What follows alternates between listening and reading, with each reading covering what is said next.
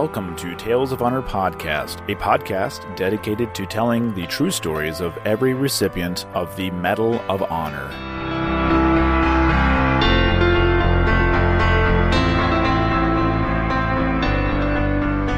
Hello, everyone, and welcome to another episode of Tales of Honor Podcast. I'm your host, Christoph Ambrosch, and today is the first of the new month of September. Welcome, everybody, and we're going to do things a little different for the next 2 months. Kind of break the mold a little bit, but that's okay. Don't fear. Everything's going to be okay. If this is your first time hearing this podcast, please be sure to subscribe wherever it is that you are listening. This way you get new episodes every time they come out every Wednesday and Sunday. And this is episode number 233. What I'm going to do for the next 2 months is every story will be of double Medal of Honor recipients. So recipients that have received the Medal of Honor twice. Now, the reason why I say this is going to be a little different is there are some recipients that received 2 for the same campaign, like today's, which was during the Civil War, and there are some that received it for more than one campaign. So that's why it's a little different. There are 19 members of the military that have received the Medal of Honor more than once, twice to be exact, and I already did one of them. I already covered one of them back in episode 89. So that actually works out to an 18 even, which fills up both September and October. I love it when a plan comes together. So buckle up. We are going to go through all 18 of them over the next 2 months, and today's episode goes back to the Civil War. And now, a tale of honor. Frank was born in Manchester, Michigan on the 26th of June, 1842, and joined the U.S. Army at the beginning of the American Civil War. He was first assigned to the Michigan Horse Guards as a second lieutenant, and then was assigned to the 19th Michigan Infantry as a first lieutenant and served in all of the regiment's battles from 1862 to 1865. Frank was promoted to captain on the 23rd of January, 1864, and it was his actions 6 months later at the Battle of Peachtree Creek as part of the Atlanta campaign that would earn him his first Medal of Honor.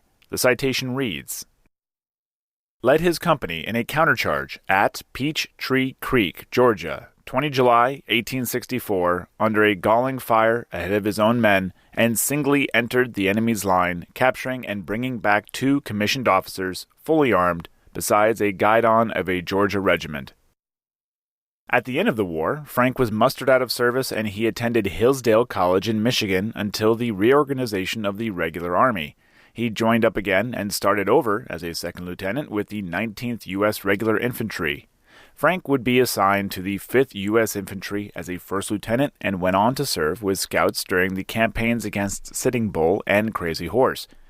It was his actions in Texas on the 8th of November, 1874, that would earn him his second Medal of Honor. The citation reads, "Rescued with 2 companies, 2 white girls by a voluntary attack upon Indians whose superior numbers and strong position would have warranted delay for reinforcements, but which delay would have permitted the Indians to escape and kill their captives."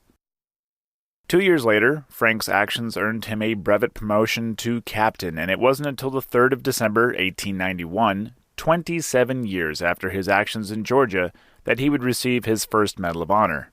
3 years later, he received his second award on the 27th of November, 1894, as a major. Frank went on to serve in the Spanish-American War and was promoted to brigadier general a few years before retiring on the 26th of June, 1906. Retirement apparently wasn't good enough for Frank because when World War I began, he once again decided to serve, but this time as the adjutant general of the Colorado National Guard until his second retirement in 1919 as a major general, with over 44 years of service. Frank had retired to Denver, Colorado with his wife Alice, and at the age of 80, he died on the 22nd of April, 1923. Alice compiled and edited his memoirs in 1929 before her passing in 1930, and Frank Dwight Baldwin is buried in Arlington National Cemetery, Section 3, Site 1894. Alice is buried with him. And that was a tale of honor. Thank you for listening to Tales of Honor Podcast. Head on over to talesofhonorpodcast.com for more information, other ways to listen and support the podcast, and please be sure to leave a good rating, leave a nice review, and tell a friend and your family members. If you have any questions or comments, you can send them to talesofhonorpodcast@gmail.com. And until next time, I'm Christoph Ambrose. Thanks for listening.